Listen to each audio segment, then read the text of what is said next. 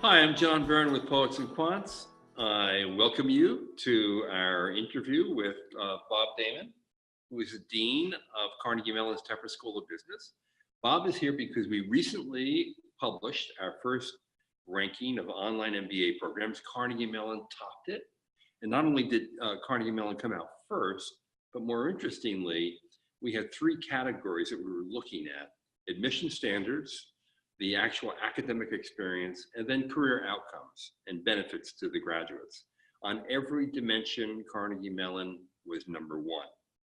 So, Bob, congratulations. Thank you very much. You have very good judgment. Thank you. Now, Bob joined the faculty at Carnegie Mellon in 1984 as a professor of financial economics. He became dean in May of 2011. And you were in your deanship for about 2 years when you started thinking about whether you should do an online program. And you were skeptical in the beginning. Give me a little bit of that history. Yeah. Well, not only was I a bit skeptical, I think our entire faculty was somewhat skeptical. We had previously what we had called our Flex Mode MBA program, which was using technology to deliver our MBA program. But at the time, the technology was not good enough to allow the broadcast to multiple locations. I think the most we could do is maybe 4 or 5 different locations. So people had to come together in common locations to really get access to the education. It almost sounds like video conferencing. It was very similar to that, very similar to that, exactly right. And but then as the technology got better, it became possible for us to actually deliver education in a more personalized way, directly to people and they're sitting in their living rooms or wherever they are. We began to think about, should we transition our MBA program in some way to take advantage of the technology? The faculty was skeptical at the time. I was skeptical that it would work. Why? Why the skepticism? Well, I think the skepticism was primarily because there's a strong belief at the Tepper School that close personal interaction and face-to-face education, there's a lot to that. There's a lot of learning that takes place being with others face-to-face. And the concern was that with an online program, we would lose that too much. And that the quality of the education would, as a result, suffer. We've designed our program to, I think, overcome that shortcoming. We do have a lot of face-to-face interaction in our online program. Indeed.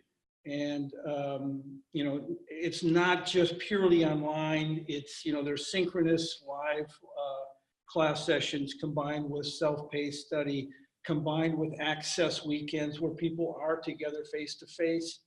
Our online students actually have closer interactions in many ways with our faculty than our full-time students do.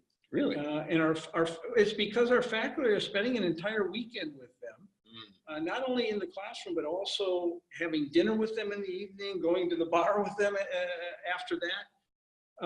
So it is really a close personal relationship that gets built between the students and the faculty in our program. And I think that is a tremendous asset, I think, that we have in the way that we've designed our program. You made some early design decisions that were especially important. One was you weren't going to compromise on standards. Another one was you're not going to deliver an MBA light, same requirements. Yep. Talk a little bit about that. The faculty insisted on that we were not going to offer an MBA program that was different than what we were doing on campus. So we have the same admission standards that we have for our full-time program. We have the same curriculum and degree requirements as our full-time program. The same faculty that teach in our full-time program also teach in the online hybrid program itself. And again, and because of that, because we are so confident that there is this comparability between the students that we attract to our online program and our full-time program, we allow students to switch between the different formats. And again, this is only because we have these high standards that we maintain in both the online program as well as the full-time program. And you mentioned the face-to-face component. There is no online program, and yours is really a hybrid, obviously, that requires more face-to-face time than the Carnegie Mellon program, period, right? We do it 6 times a year. These are access weekends. They start on a Friday evening where students come in and they do corporate visits. They have, part of our program is personal and professional development. So they meet one-on-one with executive coaches to help them develop their personal skills and their professional skills. And they meet socially on Friday. And then Saturday and Sunday, they take their coursework with the faculty that are there. We do that every 6 weeks. This is all on campus in Pittsburgh. So, these are called access weekends. They're done 6 times a year. 3 of them are in Pittsburgh. 1 is out here in California. We usually do it in San Jose or Silicon Valley. Mm-hmm. We've done them in Philadelphia, DC. So they're in various locations. Right, depending on what the subject matter might be. Well, not necessarily the subject matter, but we just want to move things around so we can accommodate students who are on the East Coast as well as the West Coast, that they're not always coming to Pittsburgh. Right. But that campus, actually, that campus experience, that residential campus experience also gives the students an opportunity to interact with the students that are full-time on campus, which I think is also quite valuable for them. Yeah. And then there are also live class sessions every week, right? Live class sessions. So there's asynchronous learning that takes place. There's group work that's done virtually. Define asynchronous learning for people who may not know what it is. So students who, so our faculty will develop material in advance of a live lecture that students are expected to work through on their own or in teams. But this is done outside the classroom. We used to call it homework. Right. Okay. So there is some learning that takes place outside the classroom, whether it's exercises or readings or watching some videos of some nature. And then the synchronous live lectures that are delivered by our faculty from campus, from the Pittsburgh campus. And if I recall the proportions correctly, correct me if I'm wrong, it's like 30% asynchronous and about 70% synchronous, particularly when you factor in the access weekends, because this is a 32-month program. This is no quickie, get your MBA in 18 months or 12 months. That's right. This is a real MBA program. It is. As I said before, it's the same exact curriculum and requirements that we have for a full-time program. It takes 32 months to complete it. It is as rigorous as our full-time program is, and we wouldn't do it unless that was the case. And you have consulting assignments, right, for the students online? Students have opportunities to do project work and work with corporations, with companies, but that's not a requirement for the program, but there are opportunities for that to take place. And you also have a global immersion, right? We have opportunities for students to also do Hong Kong and Germany global immersion. Is that a 1-week program? No, students who do that as part of their capstone requirement, they do that for about 5 to 6 weeks, actually. Wow, that's a long time to be away. Yeah. And that's obviously voluntary. That's voluntary. Yeah. That's right. There is a capstone requirement. One of those options is to do this global immersion. Right. Yeah. Now, how does a class profile for the online offering differ from your residential program? That's an excellent question. I was really surprised because I was just looking at this the other day. It's surprisingly similar to our full-time class profile in many ways, with the exception of the number of years of work experience, which for online students is a bit longer. It's so 6.5 years. So that gets you closer to the executive MBA model in a way, right? In terms of the kinds of students that are attracted to the program, right? There's 6.5 years work experience on average compared to our full-time program, which is closer to 5 years. The other thing that's different is, interestingly, the current salaries are higher for our online students. Wow. When they enter our program, the average is around $80,000 For our full-time students, it's closer to 58, 60,000. Interesting. I think this actually, I think, speaks to why those particular individuals want to do a part-time program. They don't want to give up a job that's paying 80,000 a year. I don't blame them. But they want to get an MBA education to either advance their careers within the companies that they're at, or think about changing careers or changing companies. Which is my next question. What percentage of the people are you would call career accelerators, people who want to accelerate their career where they are, and what percentage of your students are career switchers who literally want to change what they've been doing? And it could be discipline, industry, geography, company, whatever. Right. I would say it's hard to tell exactly what those numbers are. What I can tell you is that about 50% of the students that are in our part-time online hybrid program are active job seekers as they near graduation. The other 50% stay with the companies they're at. They're probably promoted and get higher salaries. Right. But about 50% of them are out actively searching for another job at the time of just before graduation. Now, Bob, is that harder to do as an online graduate versus a residential graduate? Or because the program is exactly the same with the faculty and the rigorous requirements, the recruiters treat those online students the same way? Yeah, what is maybe a little bit difficult, more difficult for the online students is sometimes they have to come to campus for the interviewing process. Right. Those who can't make it to campus, we do virtual interviews with recruiters, and that takes place quite frequently. That would be the main difference. The recruiters themselves, they don't know actually when they're recruiting someone, whether they're from the online hybrid program or whether they're from the full-time program. Really? We don't tell them. Wow. There's no need to tell them. It's the same program. And the online students have full access to the recruiting schedule. Absolutely full access. That's unusual as well. They have full access to all the recruiters that we bring into the Tepper School. They have full access to the career services that we offer. They have full access to all the student services that we provide. They have access to student clubs. They don't have their own clubs. They belong to the clubs that the full-time students have on campus. And the way that works oftentimes is that we have what we call the Tepper bot. I don't know if you've heard of the Tepper bot. It's a robot. It's a robot. It's a robot. I think I saw that robot handing out diplomas. We gave the robot a diploma. Okay, oh, that's what it was. Okay. Yes, last year, our first class, graduating class, not all the students could make it for graduation. So one of them from a distance controlled the robot across the stage of graduation. And I handed it a diploma.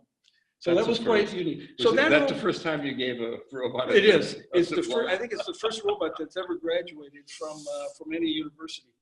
But we use that technology to broadcast to our online hybrid students club activities, speakers that we might have on at the school, and it really gives them an opportunity to be part of our community. Right. When they're not there physically. And a big component of the MBA programs residentially is leadership development. Yeah. Do online students in your program have to sacrifice the leadership development component of an MBA when they go online, or no? No. We have requirements for our MBA program that students take what we call part of our Accelerate Leadership curriculum.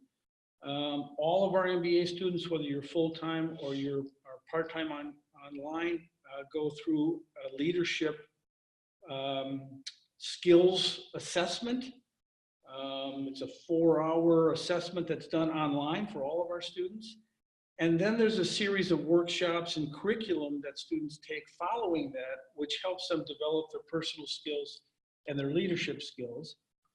And we have executive coaches that provide one-on-one coaching, not just for full-time students, but also for the part-time online hybrid students. So they get exactly the same kind of access to personal and professional development as our full-time students do. So Bob, you said you were skeptical in the beginning. What surprises occurred to you as you rolled out the program and you've seen it evolve from the time you launched it? I'm pleasantly surprised at how successful it actually has been. And I think it's due largely to the way we've designed it. You spoke earlier about only 30% of the program is actually asynchronous. 70% of it is either synchronous live class sessions or face-to-face through access weekends. I think that has been critical to the success of the program. I think the other thing that has surprised me, and I mentioned this earlier, is the extent to which the online hybrid students feel a connection and get this close association with our faculty. I didn't expect that. I really did not expect that. And I'm hearing it not just from the students, but I'm also hearing it from the faculty themselves, how much they enjoy teaching in this format. Who gets better grades, online MBAs or residential MBAs? That's a secret. Let me just say that, again, they're taking the same exams, they're taking the same assignments, everything is the same.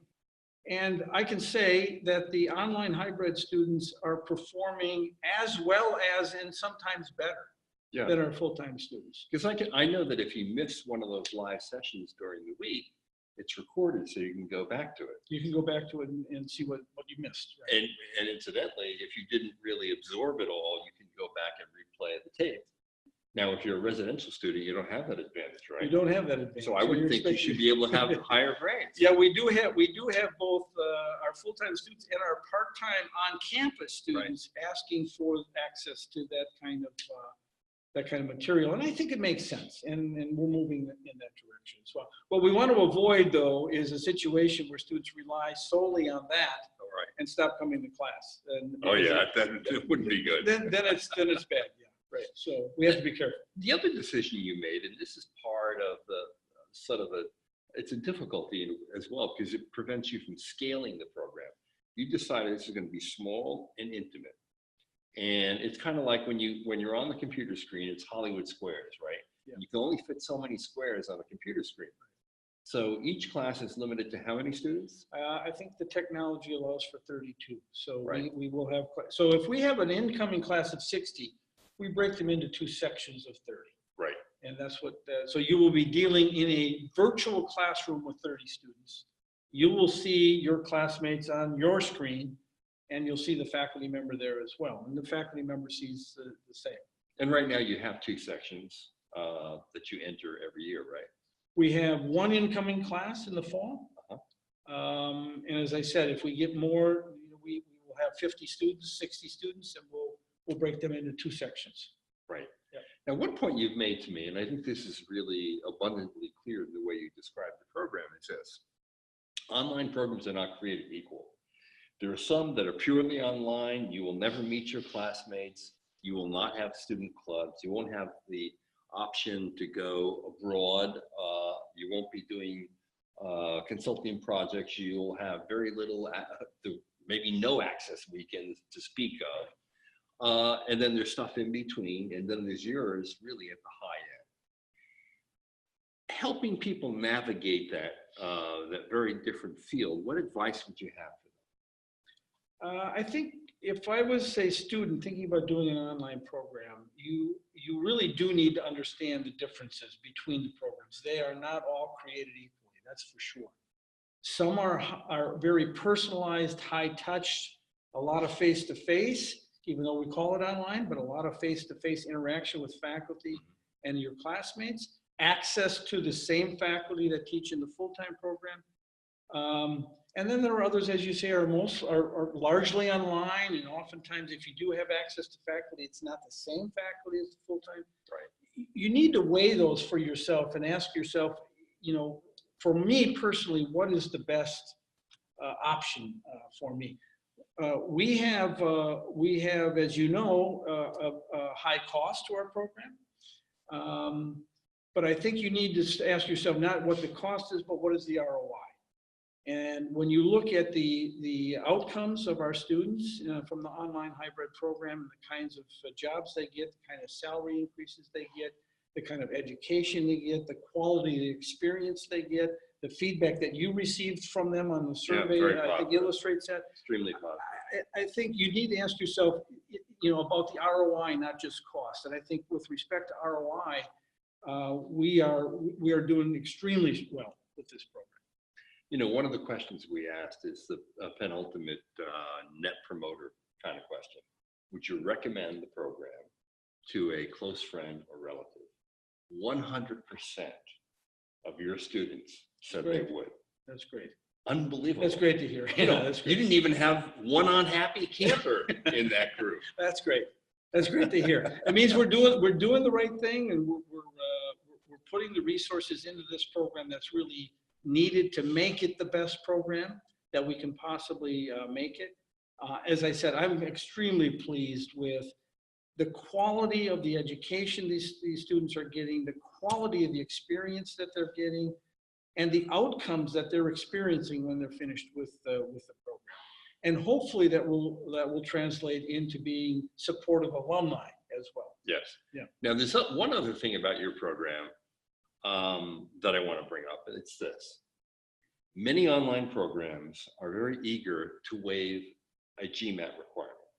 100% of your students enrolled in the online MBA program have taken the GMAT, the GRE. Right. Why don't you waive the test? Well, it's again, because we want to make this comparable to our full-time program, and we allow students to switch formats after they complete the core. They can change formats. We want to ensure quality. The GMAT is one component of all the things we consider in an application, of course, but it's an important part, and it's one that we will not waive for one format, the online hybrid, if we're not going to waive it for others. It's an important piece of information. We think it's important for the online program, just as it is for the full-time program. We're not interested as a school. We are not interested in being the largest. We're interested in being the best. Right. And so we're trying to reach individuals who are located in parts of the country, of the world really, where they don't have access to a top-tier MBA program, but they want to do it on a part-time basis. We give them that option. And we just want to make sure that the quality of the program itself is maintained. And that's why we require it. What's the farthest distance that any online MBA student currently enrolled in your program has to travel for the Access Weekends? Well, when we hold them on the East Coast, we have students here on the West Coast that travel all the way to the East Coast. And so from California? From California to Philly or to Washington, D.C. And we have some that when we hold them here on the West Coast in San Jose or in Silicon Valley, they travel from the East Coast, from Washington and Philly. And do you have any international students? We have international students. I think about 19% of our students are international, but they're not located internationally. Right. Yeah. So how do you see this evolving? In another 5 years, how do you see the program changing?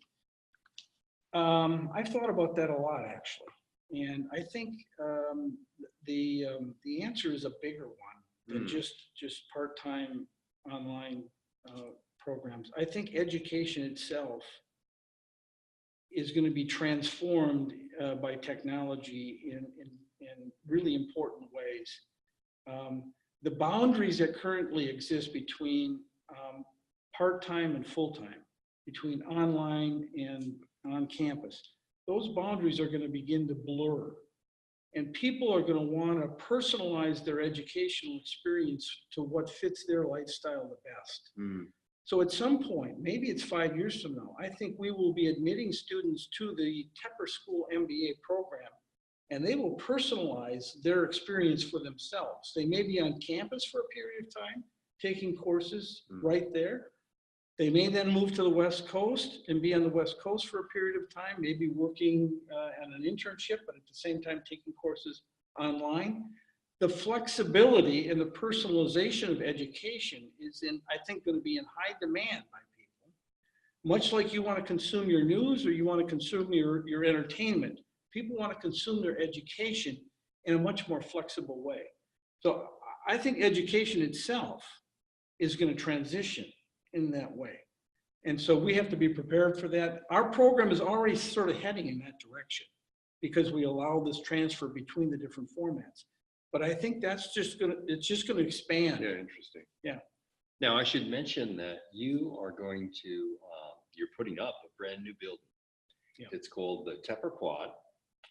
It will officially open in September. It is a vast improvement, Yes. I understand, from your current facilities. Yes. Talk a little bit about the quad and what you expect from it and how it will dovetail with the online offering that you have. Yeah, it's really an exciting opportunity for us to have this new facility. It is going to allow us to, it's twice the size of our current facility. Wow. It's 315,000 square feet.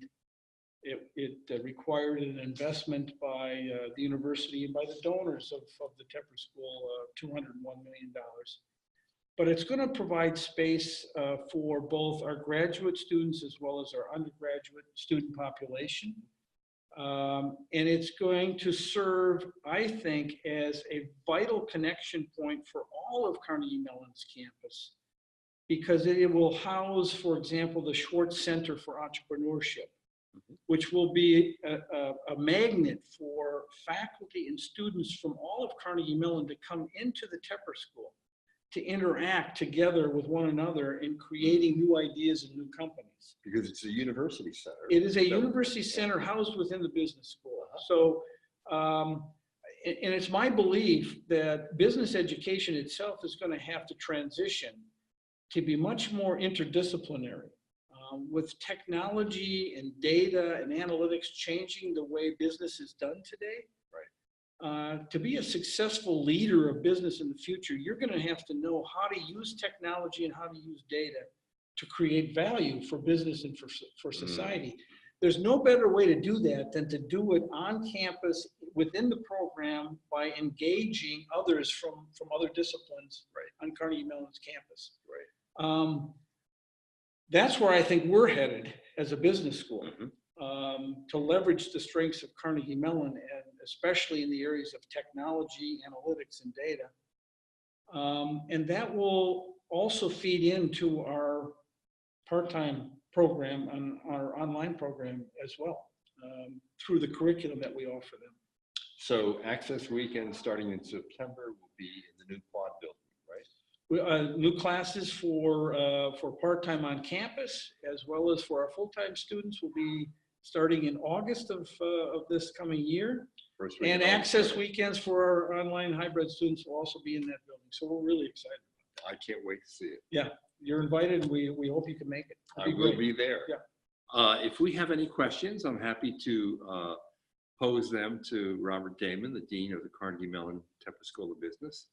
There are a couple questions which you may have touched on a little bit, but we'll put them out there anyway. What kind of support does the online MBA offer for career placement? Well, career services, the full gamut of what we offer in career services for our full-time MBA students is available to our part-time online hybrid students. So they get opportunities to work with counselors on career planning, job search, just like our full-time MBA students would have. And they have access to all the recruiters that come on campus as well. And I should say that's highly unusual in an online MBA program. Typically, online students are not allowed to bid for interview sessions when recruiters come to campus. But in your case, you're allowing that to happen. Exactly. And if you can't show up on campus, then you're doing virtual sessions between the students and the recruiters. And recruiters, that's right. You talked about your Access Weekends. We have a potential student asking about other networking opportunities that the online program offers. So the Access Weekends offer a great opportunity for networking of students with their classmates and with the faculty. And those Access Weekends also involve corporate visits oftentimes. So there's networking with potential recruiters and others at corporations. And then there are throughout the program opportunities to engage with alumni of the school as well. So there are network opportunities throughout the program. Plus the full-time MBA students. Plus the full-time MBA students that they interact with as well when they're on campus. Exactly right. Yeah. And I should say one other thing I want to make sure, that the access weekends are paid for by the school. This is not an additional expense that goes on to the students on top of tuition. They're responsible for paying their travel, but then all of the hotels, food, all that stuff is paid for by the school.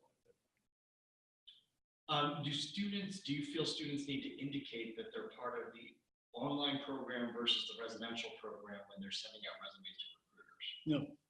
No. And we don't encourage that. There's no need for them to do that. They are an MBA student at the Tepper School of Business. They're getting the same degree. They're getting the same curriculum. They have the same faculty. The quality of what they're receiving is identical to what they would get if they were on campus. There's no need for them to distinguish themselves from the full-time students. And when you hand them the diploma at graduation, It doesn't say part-time. there's no online. difference in the No, diploma either, Nothing right? at all. Nothing at all. That's right.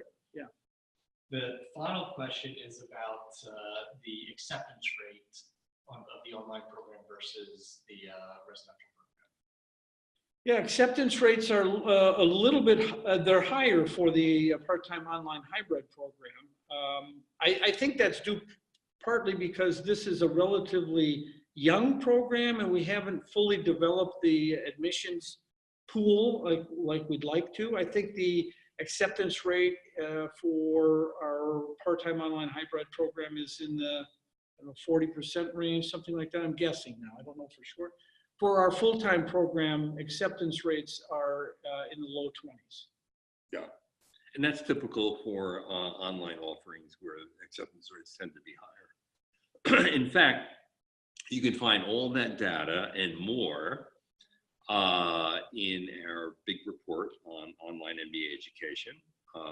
Not only the ranking, but numerous stories and profiles on all the major programs, including, of course, the Carnegie Mellon program, which came out first. Yeah. Congratulations. Thank you very again. much. Appreciate it. Thanks for joining us here in San Francisco, incidentally.